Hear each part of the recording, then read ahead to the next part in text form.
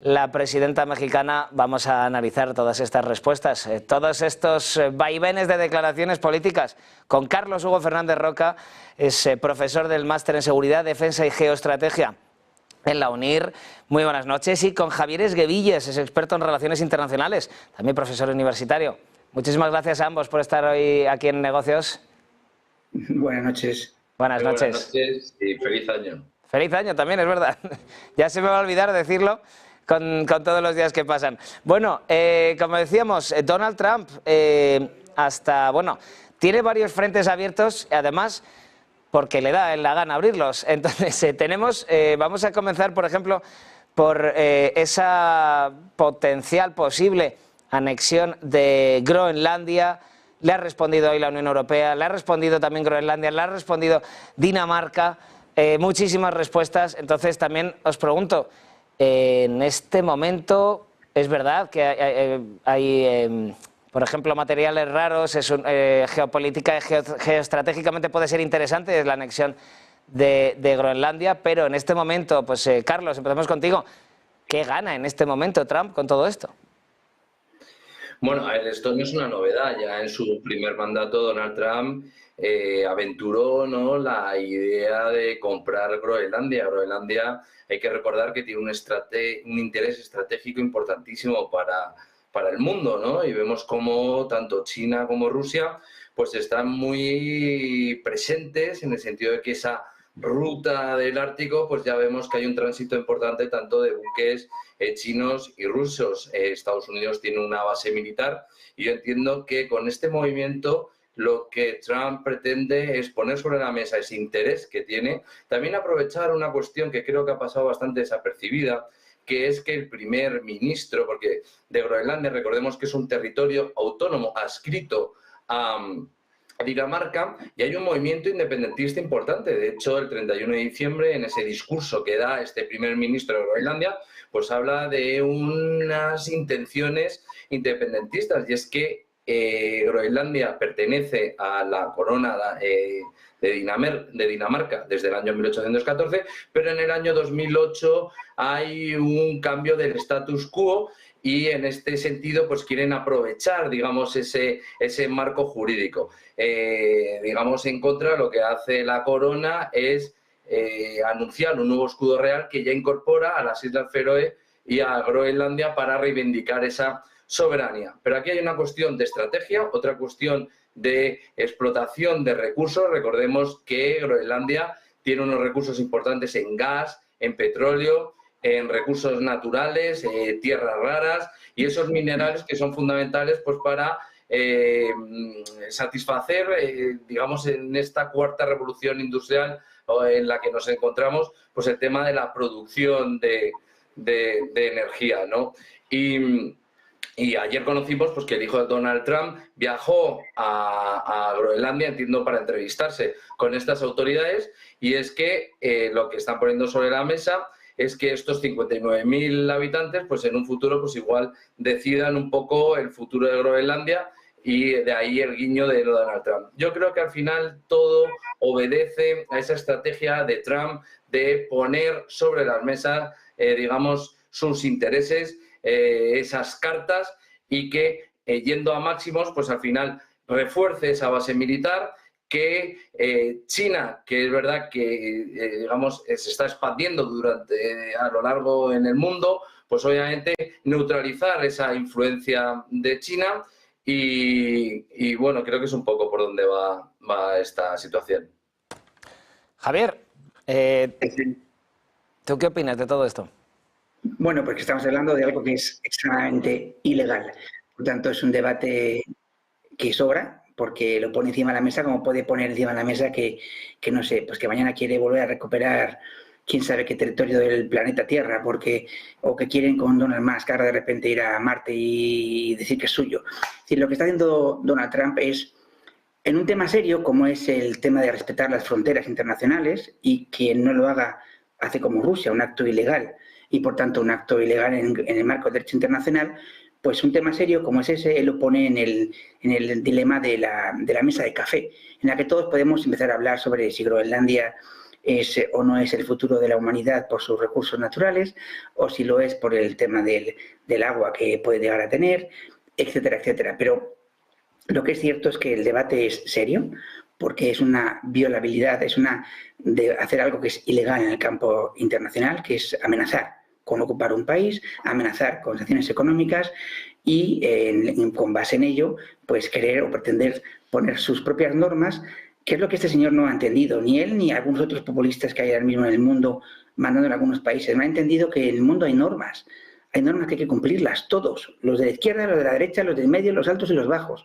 Y ellos piensan que las normas no están para cumplirlas y se equivocan.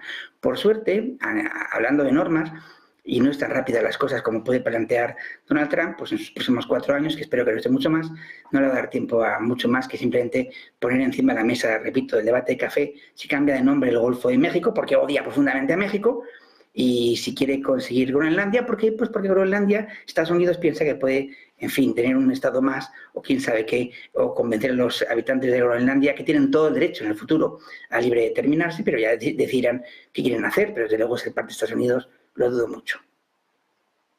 Vamos a ir justamente a las razones históricas que ha esgrimido hoy la presidenta mexicana. Hablabas de ese cambio, por ejemplo, del nombre del Golfo de México. Esto ya sí que... Porque es que son demasiados temas. Los que abrió, sobre todo en la rueda de prensa de ayer en Mar-a-Lago, Donald Trump, que es que tuvo declaraciones para todo el mundo y abrió pues no sé cuántos melones en un momento. Esa posibilidad, luego entramos sobre lo del Canal de Panamá, pero esa posibilidad de cambiar el nombre al Golfo de México, ¿qué sentido le encontráis? No sé, Carlos, escuchamos. Bueno, yo creo que lo que entiende Donald Trump es que al final el Golfo, digamos, de México, pues baña a varios países y al final conforman ese continente americano, ¿no? Entonces, por lo tanto, le quiere dar ese nombre, pero al final es una cuestión de narrativa y sobre todo es, pues bueno, lanzar una serie de globos sonda y bueno, también, digamos, entre líneas también hay que leer que todo lo que es ese Golfo de México pues tiene una serie de bolsas de petróleo importantes y por ahí puede ir un poco el trasfondo. Hay que poner sobre la mesa que Donald Trump tiene esa visión, en primer lugar, de ese América primero o casi América solo en el mundo y aparte desde una perspectiva de empresario, ¿no? Empresario inmobiliario. Entonces, lo que pretende con este tipo de globos sondas que va a lanzar, entiendo que es a la hora de sentarse en una mesa de negociación, tanto con las autoridades de Dinamarca o las propias de Groenlandia, con el presidente de Panamá y en este caso con la presidenta de México, y lanzando estos globos sondas al final para buscar un interés económico y estratégico que beneficie a Estados Unidos en esa negociación. No creo que vaya más allá del eslogan que lanza. Pues yo opino lo mismo que he opinado antes. Es una cosa ilegal. Para cambiar de nombre geográficamente un espacio como es el Golfo de México hay que hacerlo con una serie de procedimientos que existen, que están encima de la mesa, que se puede hacer, pero pues que lo haga, pues que inicie los trámites formales ante Naciones Unidas y ante las instituciones de Naciones Unidas que se encargan de poner el nombre y apellidos a los lugares geográficos del mundo. Pero él no lo va a hacer porque lo que hace con esto es provocar a México. Es una provocación.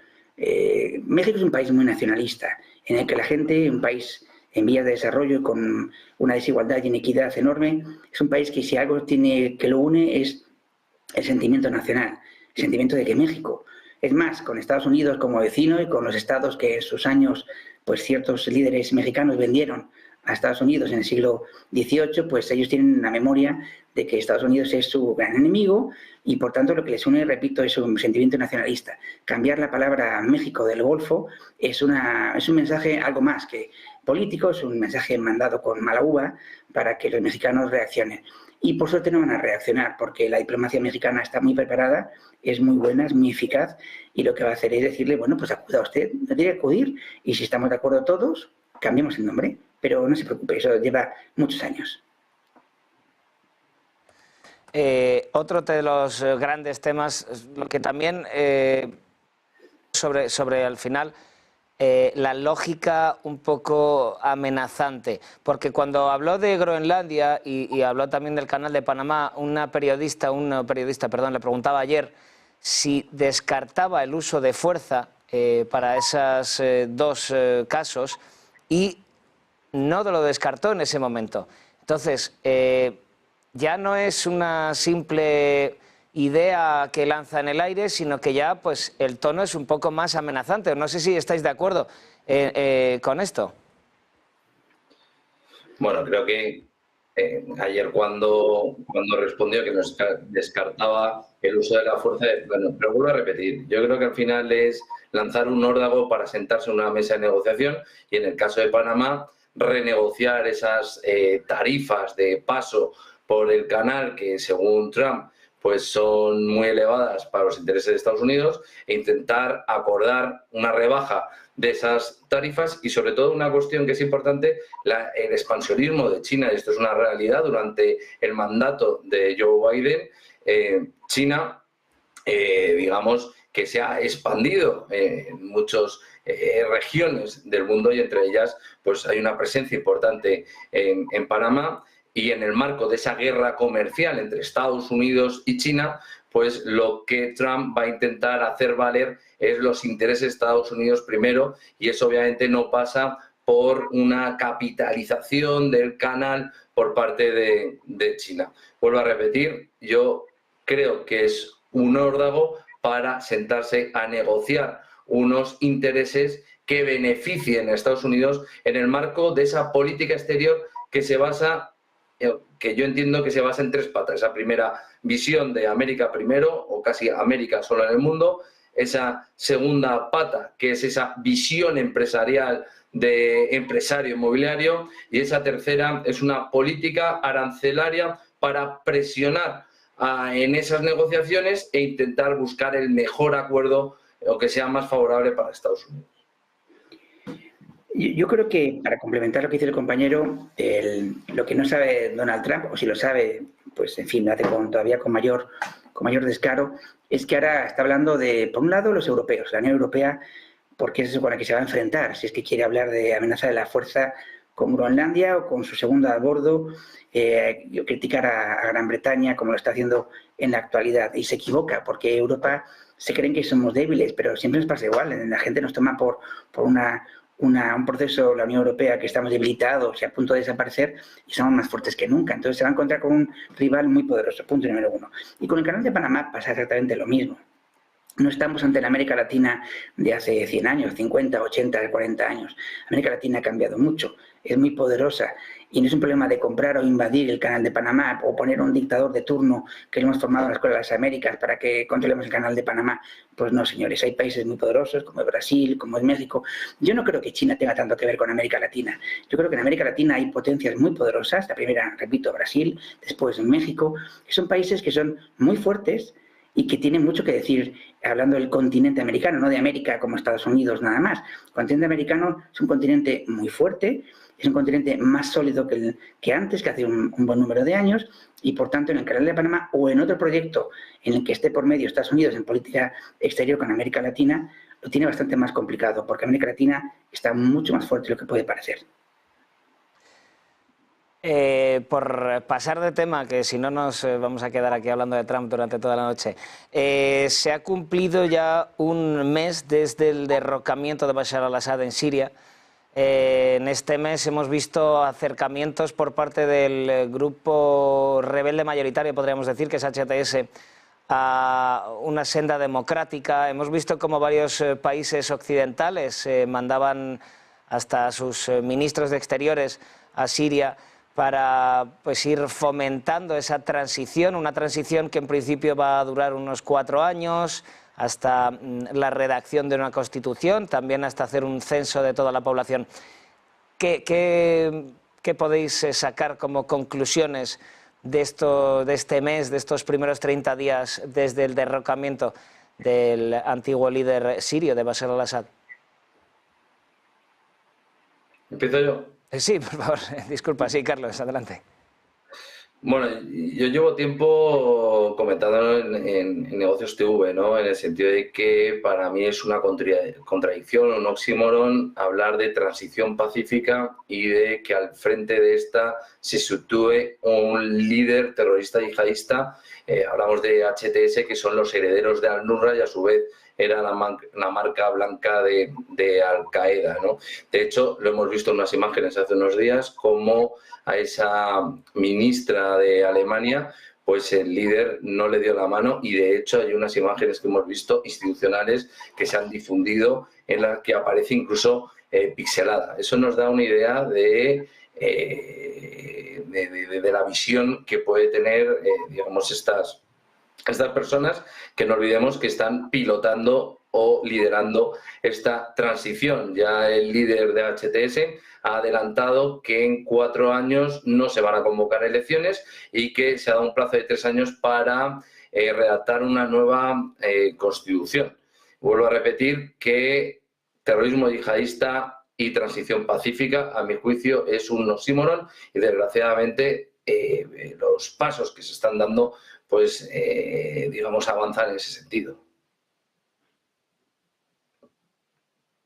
Que aún no siendo muy optimista en el fondo, porque pues lamentablemente en la zona Oriente Medio, pues en los últimos 30, 40 años, optimismo no es la palabra más adecuada en ninguno de los países de la zona, pero no siendo optimista, creo que no es un grupo terrorista el que ha llegado al poder en Siria, es un grupo más de los armados que hay, que han luchado contra un señor que era un dictador y que estaba apoyado por algunas potencias internacionales, sin duda, por las que hemos comentado también aquí, Israel, Estados Unidos, Rusia, Turquía, vaya amalgama de países, ¿no? Por tanto, no es que sea el mejor del mundo el líder que está actualmente al frente de Siria, obviamente ni él ni sus grupos que lo apoyan, pero no son terroristas, son grupos armados que el enemigo, ¿quién era? Otro terrorista, otro grupo armado de un país, en este caso Siria, y estamos hablando también de las milicias turcas que apoya a Turquía en el norte del país frente a los kurdos. Es decir, hay un montón de grupos de un lado y de otro que yo no me atrevería, repito, a llamarlos terroristas, y sí, grupos armados que lamentablemente existen y que yo espero que deriven en poco tiempo, claro, en un modelo lo más democrático que se pueda. Cuando digo lo más democrático que se pueda es porque si vemos alrededor, a mí no me gusta lo que ha pasado en Irak, ni lo que ha pasado en ningún país que ha estado bajo las guerras que hemos fomentado desde Europa, desde Estados Unidos.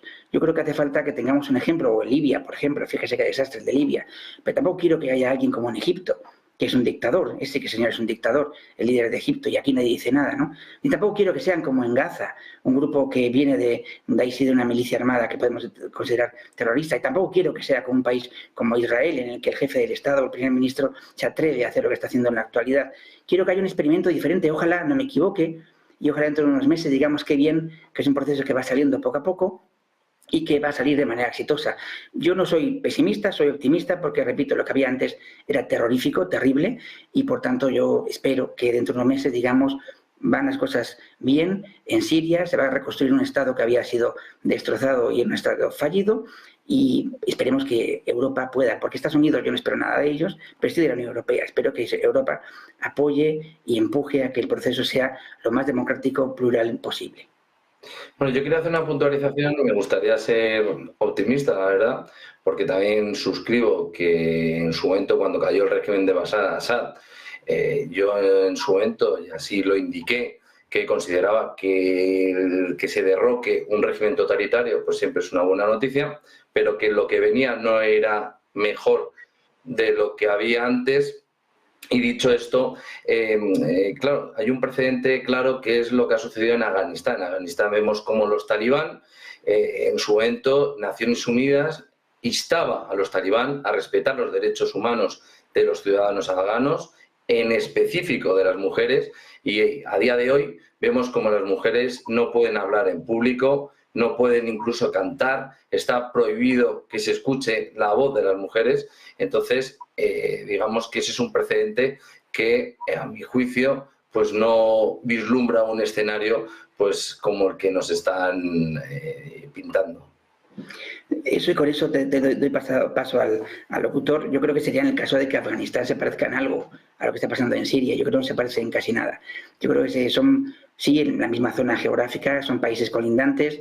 Claro que hay movimientos extremistas de varios colores en ambos países y en toda la zona, pero de donde viene Afganistán y de donde viene Siria no tiene, yo creo que, nada que ver. Esperemos que en efecto no se dé nada parecido, que no se va a dar. Estoy convencido de ello, porque, repito, el origen no es el mismo. El origen no es el mismo, evidentemente, pero también puede haber una línea parecida.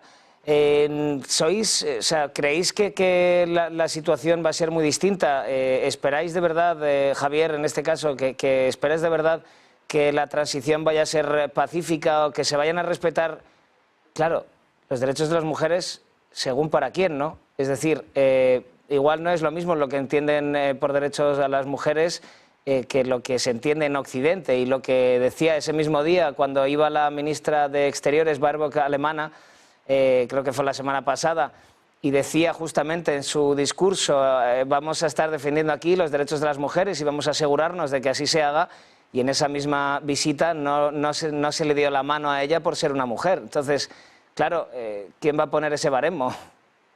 Bueno, pues lo tendrán que poner ellos, ¿no? Y con el apoyo exterior primero de Naciones Unidas. Yo creo que cuando hablamos de todo este tipo de transiciones o de los derechos humanos en el campo de políticas de género o de políticas de infancia o de respetar a las minorías, es muy sencillo, hay que cumplir la legislación internacional, no hay otra cosa. Si Siria, el país, el nuevo país, revuelve a firmar, se reafirma en todos los acuerdos que ha firmado a nivel internacional en materia de protección de las minorías, de las mujeres, etcétera, etcétera, pues tendrá que cumplirlo. Tan sencillo como eso. Todo. De la primera a la última de la coma de los acuerdos. Y eso lo podríamos evaluar. Es que es muy sencillo de evaluar. Si yo firmo que las mujeres tienen derecho a, por supuesto, ir a la universidad o a la escuela, pues tan sencillo como que cuando se evalúe si las mujeres van a la escuela o van a la universidad, veamos que sí o es que no. Y si es que no, pues se toman las medidas oportunas, que hay muchas y variadas en el campo de derecho internacional para que ese país lo cumpla. Bueno, me gustaría que ese fuese el escenario futuro de Siria, pero mucho me temo que no va a ser así. Aparte de lo que la implicación que tiene Siria es un problema, yo creo, de cara a futuro para la seguridad de Europa. Recordemos que la zona norte del Kurdistán, pues los kurdos, digamos que tienen el control de una serie de prisiones en las que hay hasta 50.000 personas, más o menos, se está cifrando, que, digamos, encarcelados. Yo no voy a entrar en el fondo de si se respetan los derechos humanos en las propias cárceles o están en la mejor situación, pero la realidad es que hay combatientes yihadistas condenados y algunos de ellos con pasaporte europeo. Veremos qué sucede, porque vemos ese enfrentamiento entre turco con esas fuerzas kurdas. Luego también tenemos, por otro lado, el ISIS, de ahí pues esos bombardeos que llevó a cabo Estados Unidos e Israel para intentar que todos esos depósitos de armas, de armamento, de sistema de armas, pues no caigan en manos de estos líderes de Hayat Tahrir al-Sham, ¿no? Entonces, vemos que hay, y también recordemos las minorías, están los cristianos, también están los drusos, que curiosamente los drusos han entablado conversaciones con el propio Israel para integrarse ahí en la zona de los Altos del Golán, en el sentido de que, según ellos, se sienten más seguros bajo el paraguas de protección de Israel que y al literal, creo que llegaron a decir que estos terroristas, a mi juicio, de HTS, pues se iban a llevar a las niñas y a las mujeres, ¿no? Creo que independientemente ya de ese líder de HTS y esa propia organización que es heredera de al-Nusra, que a su vez es Al-Qaeda, creo que hay una serie de facciones terroristas que veremos entre todos cómo HTS consigue liderar, digamos, todas esas facciones y sobre todo garantizar una transición. Es que, ¿sabes qué pasa? Y con esto también lo hago corto. Mencionabas que Estados Unidos, Israel bombardearon territorio sirio para protegernos de... Es que eso es ilegal. Es que yo creo que tenemos que empezar a poner a todo el mundo en el mismo rasero. No puede ser que Israel se crea que puede entrar con soldados en Siria o se crea que puede bombardear hipotéticas bases con productos químicos del antiguo régimen de... ¿Por qué no lo hizo antes? ¿Por qué no lo hizo cuando estaba Al-Assad? ¿Por qué no lo hace ahora? Porque ahora son terroristas los que van a llegar, según ellos. A lo que yo voy es que hace falta que pongamos a todos en el mismo rasero y que equiparemos y digamos que para encontrar la paz en la zona y que Siria funcione, los de al lado también tienen que ser democráticos, plurales, respetar el derecho internacional y cumplirlo. Y lo siento, pero los de al lado no lo cumplen. Ni Turquía, ni Israel, ni Egipto, ni Saudi Arabia, ni Irán, y podemos sumar. Entonces, hagamos un buen mapa geopolítico de la zona y digamos que el problema no está en Siria nada más. Siria es la punta del iceberg. Lo que está detrás es un montón de países que llevan años jugando con todos nosotros para mantener un status quo en la zona que les permita estar siempre en guerras, en conflictos, porque en el fondo no se pueden entender entre ellos. Porque Israel no se entiende, ni se va a entender nunca con Palestina, ni que lo va a hacer con Egipto, etcétera, etcétera. Entonces, yo creo que el problema es mucho mayor. A mí, personalmente, no me preocupa mucho Siria, por no decir nada. ¿Por qué? Porque me preocupan los de al lado. Si los de al lado funciona, si la geopolítica y la democracia llega a todo lo que rodea a Siria, Siria será un país más que se vea imbuido por esa ola democrática. Si no, pues seguirá siendo un Estado fallido y será, pues eso, un lugar donde hay un montón de milicias, haya bombardeos, ilegalidades, etcétera, etcétera. Pero no solo de los nuevos líderes sirios, sino de todos. Pues con esto nos vamos a quedar. Muchísimas gracias a ambos por este rato con nosotros. Carlos Hugo Fernández Roca, profesor del Máster en Seguridad, Defensa y Geoestrategia en la UNIR, y Javier Esguevillas, experto en Relaciones Internacionales y profesor universitario. Un verdadero placer contar con los dos esta noche. Buenas noches. Buenas noches. Hola, Carlos.